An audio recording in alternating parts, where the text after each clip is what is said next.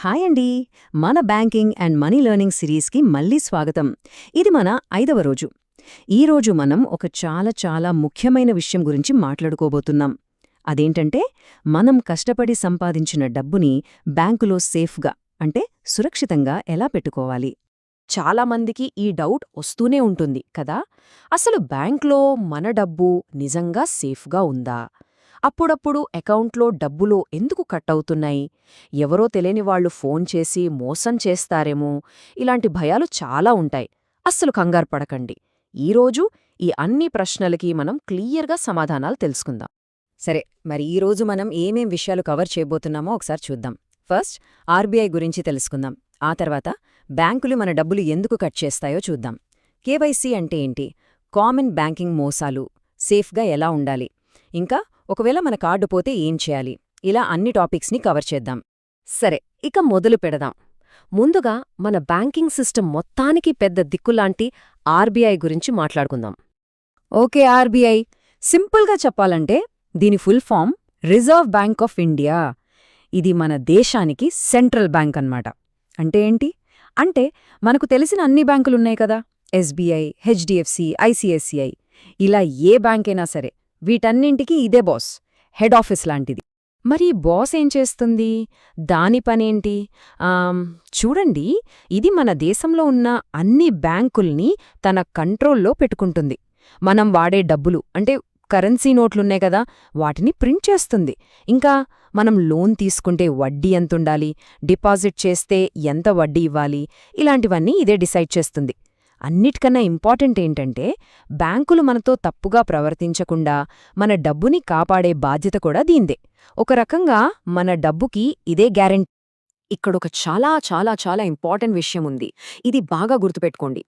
RBI మనల్ని బ్యాంకులతో protect చేస్తుంది. కానీ ఆర్బీఐ ఎప్పుడూ మీకు డైరెక్ట్గా ఫోన్ చేయదు లేదా మెసేజ్ పంపదు.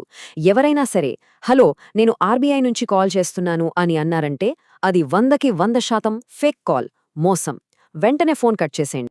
సరే, ఇప్పుడు చాలా మందికి వచ్చే కామన్ డౌట్, అసలు నాకేం తెలియకుండానే నా అకౌంట్లో డబ్బులు ఎందుకు కట్ అయిపోతున్నాయి?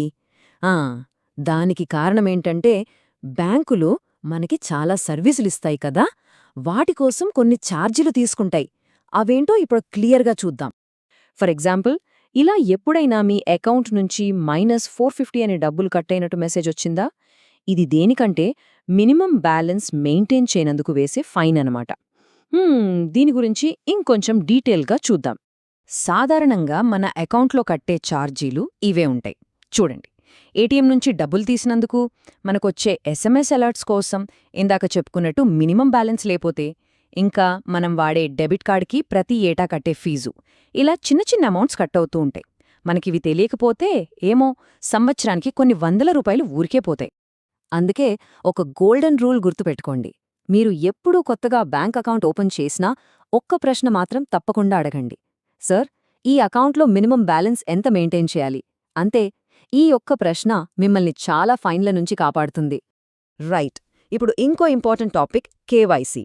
మనలో చాలా మందికి బ్యాంక్ నుంచి మీ కేవైసీ అప్డేట్ చేసుకోండి అని మెసేజ్లు, కాల్స్ వస్తూ ఉంటాయి కదా.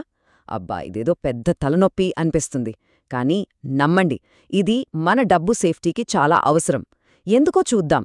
అసలు కేవైసీ అంటే ఏంటి? Simple, know your customer. అంటే మీ కస్టమర్ ఎవరో తెలుసుకోండి అని బ్యాంక్ వాళ్ళు మనల్ని అడుగుతున్నారన్నమాట. మన ఆధార్ కార్డ్, పాన్ కార్డ్ లాంటివి ఇచ్చి మన ఐడెంటిటీని, అడ్రస్ని కన్ఫర్మ్ చేసుకోవాలి. దీనివల్ల ఏంటంటే, తప్పుడు పనులు చేసేవాళ్లు బ్యాంకింగ్ని వాడకుండా ఆపొచ్చు. చూడండి, కేవైసీలో 2 రకాలుంటాయి: minimum KYC, full KYC. Minimum KYC అంటే అది ఒక టెంపరరీ పాస్ లాంటిది. అకౌంట్ వాడొచ్చు, కానీ చాలా లిమిట్స్ ఉంటాయి. ఎక్కువ డబ్బులు పెట్టలేరు, ఆన్లైన్ బ్యాంకింగ్ పూర్తిగా వాడలేరు. అదే ఫుల్ కేవైసీ అనుకోండి, ఇది ఫుల్ పర్మిషన్ లాంటిది.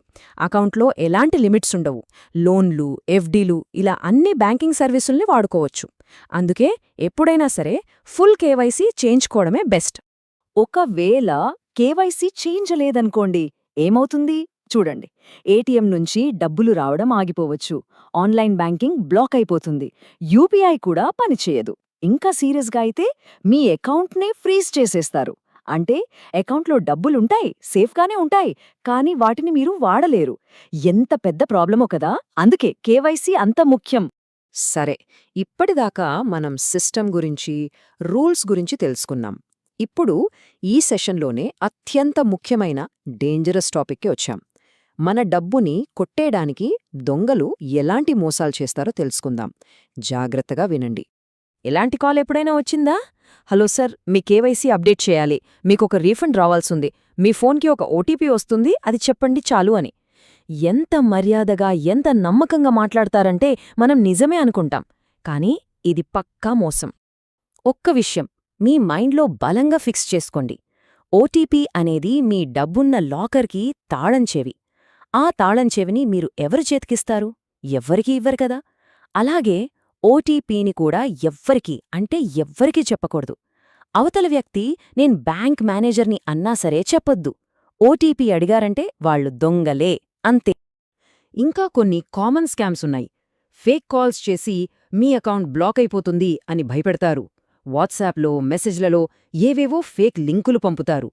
ఇంకోటి యూపీఐ స్కామ్. చూడండి, మనం ఎవరికైనా డబ్బులు పంపాలంటే పిన్ కొట్టాలి, కానీ మన అకౌంట్లోకి డబ్బులు రావడానికి పిన్ అవసరం లేదు. ఈ చిన్న లాజిక్తోనే మోసం చేస్తారు. మనకి డబ్బులు పంపుతున్నట్టు చెప్పి కలెక్ట్ రిక్వెస్ట్ పెడతారు. మనం పొరపాటున పిన్ కొట్టామంటే మన అకౌంట్ నుంచే డబ్బులు పోతాయి. చాలా జాగ్రత్త. అమ్మో, ఇన్ని మోసాలున్నాయా అని భయమేస్తోంది కదా. కానీ కంగారు పడకండి. మనల్ని మనం కాపాడుకోవడానికి కొన్ని సింపుల్ రూల్స్ ఉన్నాయి. చాలా సింపుల్, కానీ చాలా పవర్ఫుల్. అవేంటో ఇప్పుడు చూద్దాం.